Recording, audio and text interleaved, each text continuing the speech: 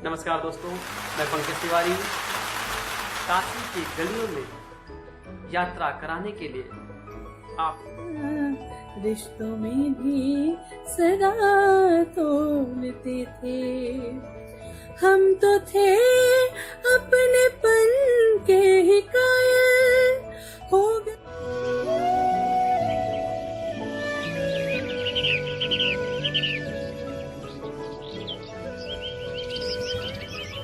तुम्हारा होना ऐसा होता है जैसे अलसाई। दो रोटी मिलना अब दूभर उधर भर रहा भिक्षा में। दो रोटी मिलना अब दूभर उधर भर रहा भिक्षा में। शिव जी की पावन नगरी काशी में एक कहावत है कि काशी में जाने के बाद इंसान गलियों में भटक जाता है। गलियों में भटकना, वहां के समस्याओं से जूझना और शाम के गंगा आरती का आनंद लेना, ये सब सिर्फ काशी में ही संभव हो सकता है। नमस्कार दोस्तों, मैं पंकज तिवारी। काशी के गलियों में यात्रा कराने के लिए आपको लिए चलते हैं काशी क्षेत्र से हमारे आपके बीच उपस्थित युवा कवयित्री श्रुति प्रकाश जी के पास। काव्य पर्व एक ऐसी गली है जहां आकर के आप कविताओं का आनंद ले सकते हैं।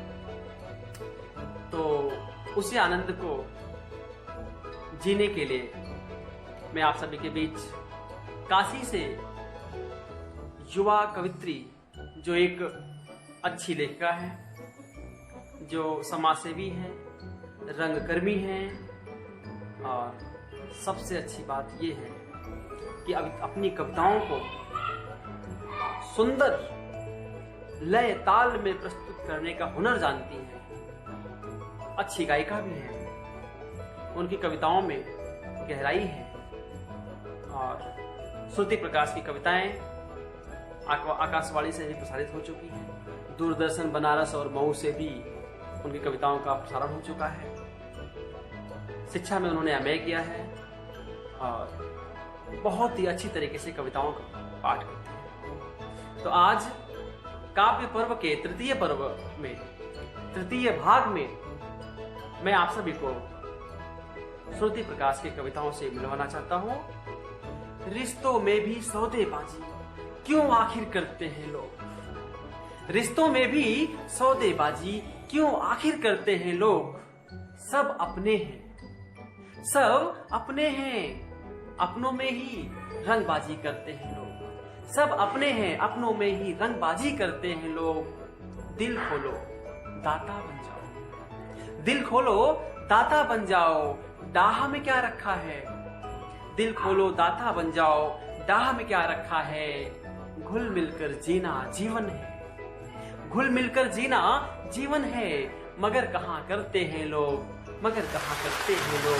रिश्तों में भी सौदेबाजी क्यों आखिर करते हैं लोग। रिश्तों में भी सौदेबाजी क्यों आखिर करते हैं लोग। तो आइए इन्हीं पंक्तियों के साथ कुछ ऐसी ही रचना से मिलवाते हैं आपको और निमंत्रित करते हैं युवा कवयित्री बनारस से हमारे और आपके बीच अपनी कविता को लेकर के पधारी हुई युवा कवयित्री श्रुति प्रकाश जी का जोरदार तालियों के साथ स्वागत करते हैं। श्रुति।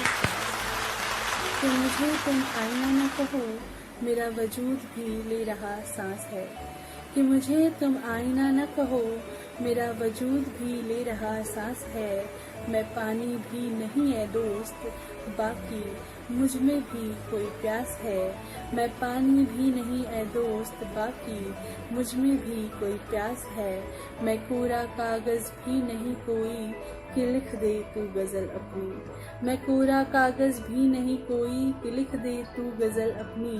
इल्म मुझको हुआ अब है, गजल मेरी भी खास है। इल्म मुझको हुआ अब है, गजल मेरी भी खास है। और आइए बिना किसी विलम्ब के जोड़ती हूँ आपको इस गजल से, इस उम्मीद के साथ कि आपको पसंद आएगी। बोल मीठे बहुत बोलते थे, पीठ पीछे जहर घोलते थे। बोल मीठे बहुत बोलते थे, पीठ पीछे जहर घोलते थे।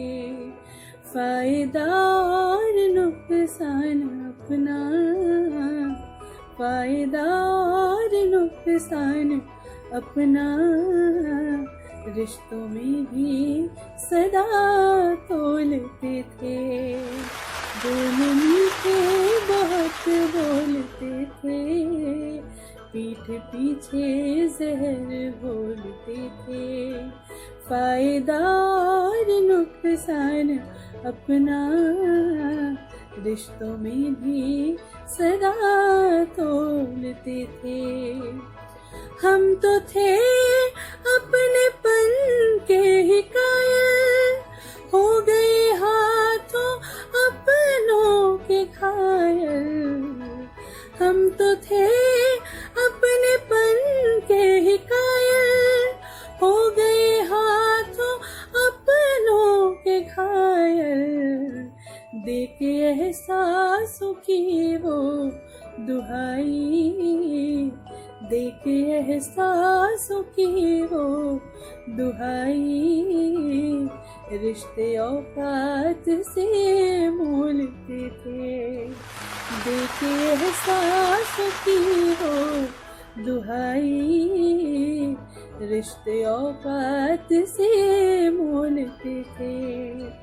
बोल मीठे बहुत बोलते थे, पीठ पीछे जहर घोलते थे। फायदा और नुकसान अपना, रिश्तों में भी सदा तोलते थे। मुझसे लेकर वो मेरी वफाएं, मुझ पे करते रहे बस जफाएं।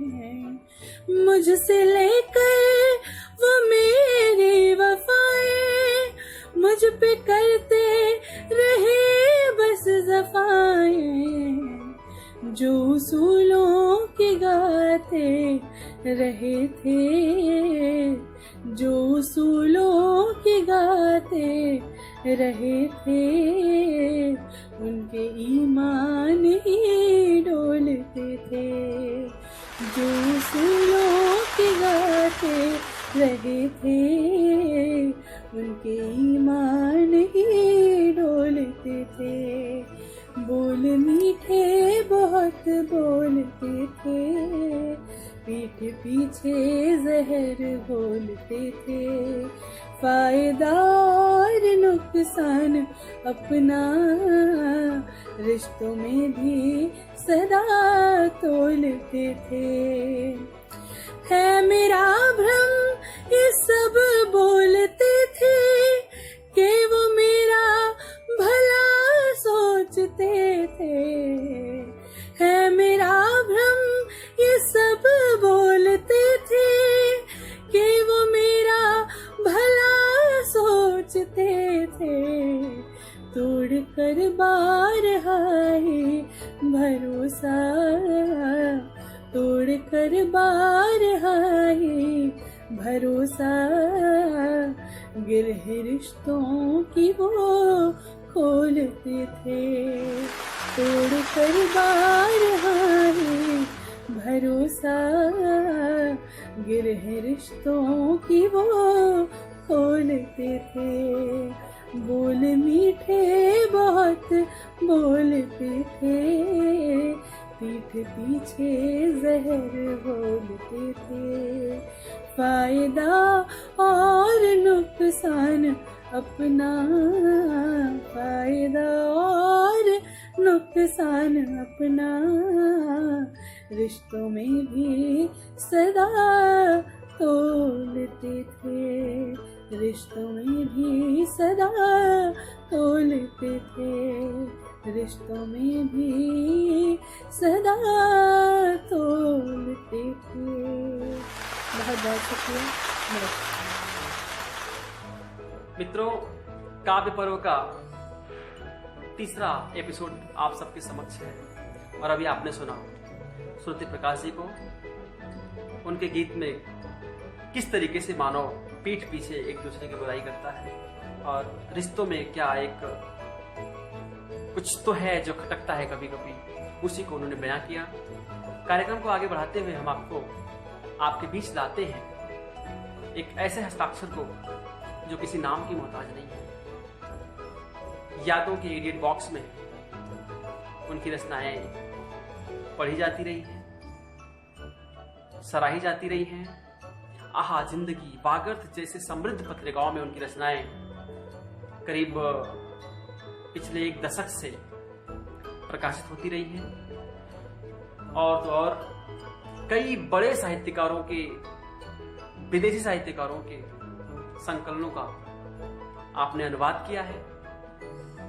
और कृष्णा कोथाय नाम से YouTube पे आपका एक चैनल है जिसमें आपके कविताओं की जो प्रस्तुति है, कविताओं की श्रृंखला की जो प्रस्तुति है, वो खनकती हुई आपके कानों में धीरे धीरे मधुर और मधुर स्वर में आपको अंदर तक झंकृत कर जाएगी। ऐसी इनकी रचना होती है। खनकती आवाज में उनकी कविताओं को आप कभी सुनेंगे। कृष्णा कोथाय सीरीज YouTube पे आपको मिल जाएगा।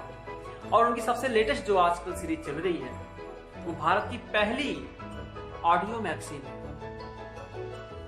जिसका नाम है आबेग कलचुक। भारत की पहली ऑडियो मैगजीन होने का श्रेय उस पत्रिका को है और बहुत ही समृद्ध पत्रिका है। मित्रों, ये सारी अलंकृतों से विभूषित जो रचनाकार हैं जिनको हम आपके सामने बुलाने जा रहे हैं, उनका नाम है उपमा ऋचा जी। उपमा ऋचा जी बहुत ही अच्छी लेखिका है, कवयित्री है और अनुवादक भी है। तो हम अपनी चंद पंक्तियों के साथ उनको बुलाना चाहेंगे। तो आइए सुनते हैं। एक तुम्हारे होने भर से जीवन बड़ा सहज हो जाता, एक तुम्हारे होने भर से जीवन बड़ा सहज हो जाता, एक तुम्हारे होने भर से मन की गांठें खुल जाती हैं। एक तुम्हारे होने भर से जीवन बड़ा सहज हो जाता, एक तुम्हारे होने भर से मन की गांठें खुल जाती हैं। एक तुम्हारे बल पर सारे जहां की खुशियां मेरी हैं, एक तुम्हारे बल पर सारे जहां की खुशियां मेरी हैं। एक तुम्हारे होने भर से दुख की बातें धुल जाती हैं, एक तुम्हारे होने भर से दुख की बातें धुल जाती हैं, एक तुम्हारे होने भर से दुख की बातें धुल जाती हैं। अपने इन्हीं पंक्तियों के साथ हम निमंत्रित करते हैं युवा कवयित्री उपमा ऋचा जी को। तो आप सभी जोरदार तालियों के साथ स्वागत करें उपमा ऋचा जी।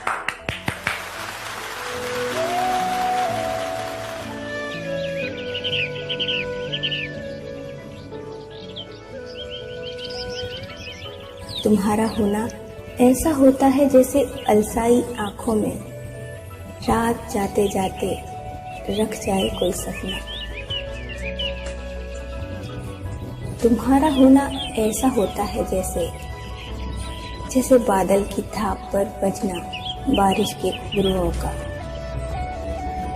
जैसे छू लेना आंखों से तितली के रंग, जैसे ढूंढ लेना बचपन किसी पुरानी गुड़िया में। तुम्हारा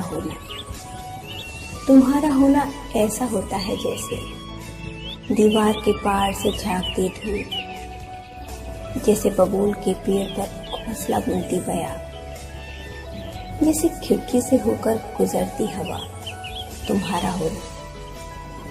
तुम्हारा होना ऐसा होता है जैसे सिमट आना दुनिया का एक आंगन में,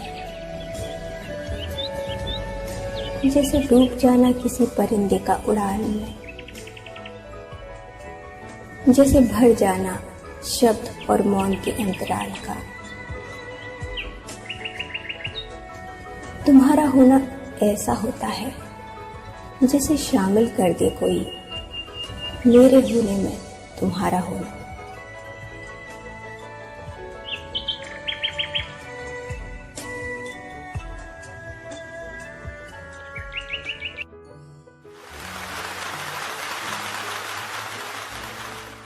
तुम्हारा होना। अभी आपने सुना उपमा ऋचा जी को, उनके कविता का शीर्षक था तुम्हारा होना। इस कविता में मैंने या हमारी टीम ने एक प्रयोग किया था, वीडियो का प्रयोग। आशा है आप सभी को यह प्रयोग अच्छा लगा होगा। अगर ये प्रयोग अच्छा लगा है तो आप जरूर बताइएगा, ताकि ऐसे ही हम और प्रयोग कर सके। फिलहाल कड़ी को आगे बढ़ाते हुए हम आप सभी के बीच देश के जाने माने कवि, लाल किला पर अपनी कविता पढ़ चुके कवि, वाह वाह क्या बात है जैसे सीरियल, कवि युद्ध जैसे कविताओं के मंच पर कविता पढ़ चुके कवि, और तो और लगभग 25 साल से साधना में लीन रहने के बाद, सर्च करने के बाद श्री रामचरितमानस जी को दोहा में परिवर्तित करते हुए और अतश्री महा आनंद रामायण नामक ग्रंथ लिखने वाले कवि और बड़े बड़े मंचों पर अपने प्रस्तुति रखने वाले कवि, आदरणीय कवि बेबाक जौनपुरी जी को आप सभी के समक्ष निमंत्रित करना चाहेंगे। और मित्रों, वो किसी परिचय के मोहताज नहीं। उन्होंने अभी हाल ही में अतश्री महा आनंद रामायण, जो रामचरितमानस का दोहा रूप है, उसको पूर्ण किया है। जी न्यूज, सब टीवी, न्यूज 18 जैसे प्रमुख चैनलों पर उनकी कविताएं लगातार सुनी जा सकती हैं। और उनकी और रचनाओं को सुनने के लिए आप YouTube पर कवि बेबाक जौनपुरी सर्च कर सकते हैं। और निश्चित रूप से आप उनकी कविताओं के साथ यात्रा करते हुए बहुत ही अच्छा महसूस करेंगे। तो आइए अपने मुक्तक से उनको हम निमंत्रित करते हैं। भूख से मैं तड़प रहा था तुमको पाला था, भूख से मैं तड़प रहा था तुमको पाला था, भूख से मैं तड़प रहा था तुमको पाला था, राह दूभर थी मेरी, राह दूभर थी मेरी, राह दूभर थी मेरी, तेरा पथ संवारा था। भूख से मैं तड़प रहा था तुमको पाला था, राह दूभर थी मेरी, तेरा पथ संवारा था, राह दूभर थी मेरी, तेरा पथ संवारा था। हुए थे तुम बड़े, आई थी तेरी दुल्हन जब, हुए थे तुम बड़े, आई थी तेरी दुल्हन जब, अपने माँ बाप को तो घर से तब निकाला था, अपने माँ बाप को तो घर से तब निकाला था। अपने माँ बाप के प्रति बच्चों की ऐसी जो आजकल संवेदनहीनता होती जा रही है, कुछ ऐसी बातों को प्रस्तुत कर रहे हैं आदरणीय कवि बेबाक जौनपुरी जी। तो आइए सुनते हैं कवि बेबाक जौनपुरी जी को। जोरदार तालियों के साथ स्वागत करते हैं आदरणीय कवि बेबाक जौनपुरी जी का।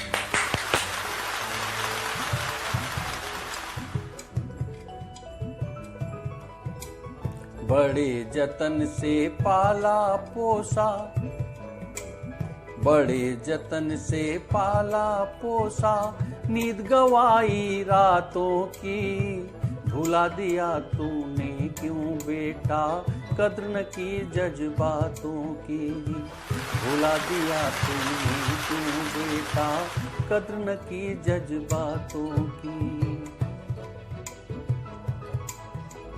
बड़े जतन से पाला पोसा, नींद गवाई रातों की, भुला दिया तूने क्यों बेटा, कद्र न की जज्बातों की, भुला दिया तूने क्यों बेटा, कद्र न की जज्बातों की।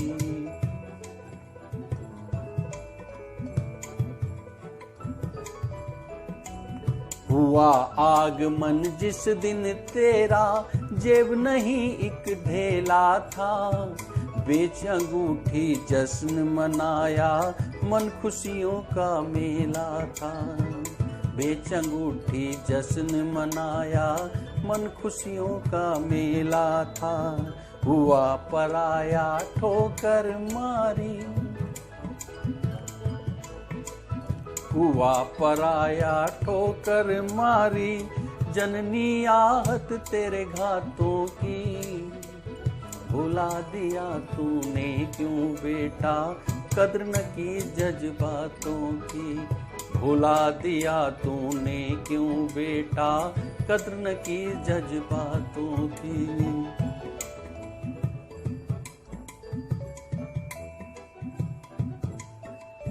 पकड़ के उंगली चलना सीखा, पकड़ के उंगली चलना सीखा, कर्ज चढ़ा तेरी शिक्षा में।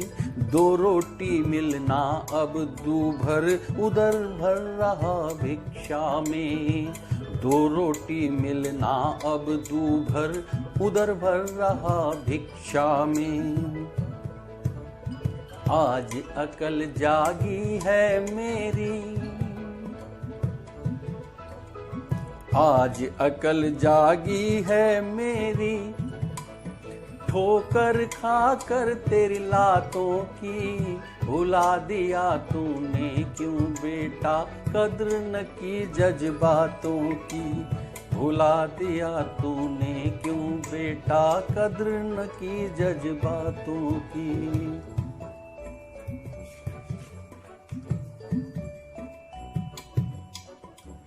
महल बनाया ब्याह रचाया, महल बनाया ब्याह रचाया, कहाँ कमी रही मेरी है। धक्का देकर हमें निकाला, भूला रात अंधेरी है। धक्का देकर हमें निकाला, भूला राह अंधेरी है। अब बूढ़ा हूँ सोच रहा मैं, अब बूढ़ा हूँ सोच रहा मैं, यह कैसी डोर है नातों की। भुला दिया तूने क्यों बेटा, कद्र न की जज्बातों की। भुला दिया तूने क्यों बेटा, कद्र न की जज्बातों की। कभी कभी रचनाओं के बारे में बात नहीं की जाती। रचनाएं खुद अपनी बात करती हैं। रचनाएं खुद अपने स्तर को बताती हैं। तो अभी आपने आदरणीय कवि बेबाक जौनपुरी जी को सुना और किस तरीके से समाज में जो संवेदनहीनता आती जा रही है उन्होंने अपनी कविता में व्यक्त किया। आशा है आप सभी को पसंद आई होगी। मित्रों, काव्य पर्व का 3य भाग आपको कैसा लगा जरूर बताइएगा। कार्यक्रम हमारा संपन्नता की ओर है और हाँ, आपको बताया भी जा चुका है कि अगर आप भी कविता लिखते हैं, आप भी गीत गजल लिखते हैं और हमारे कार्यक्रम से कैसे जुड़ सकते हैं, इसके बारे में आप सभी को हमारे YouTube के डिस्क्रिप्शन में बताया जा चुका है। वहां पढ़ करके आप हमारे इस कार्यक्रम से कवि के रूप में जुड़ सकते हैं और अपनी कविताओं से हमारे दर्शकों को रूबरू करा सकते हैं। तो आशा है आप सभी को ये कार्यक्रम पसंद आया होगा और अपने कमेंट जो आप पहले से भी देते आए हैं आगे भी देते रहेंगे और हमारी टीम का उत्साहवर्धन करेंगे। अगले कार्यक्रम में फिर मिलेंगे 3 नए कवियों के साथ, 3 नए रचनाकारों के साथ, 3 ऐसे श्रेष्ठ रचनाकारों के साथ जिनकी रचनाएं आपको निराश नहीं करेंगी। आप उनकी रचनाओं से कुछ न कुछ अपने जीवन में उतारेंगे। आशा है आपको पसंद आएगा वो सीरियल भी। तो दोस्तों, अपने कमेंट से जरूर रूबरू कराइएगा।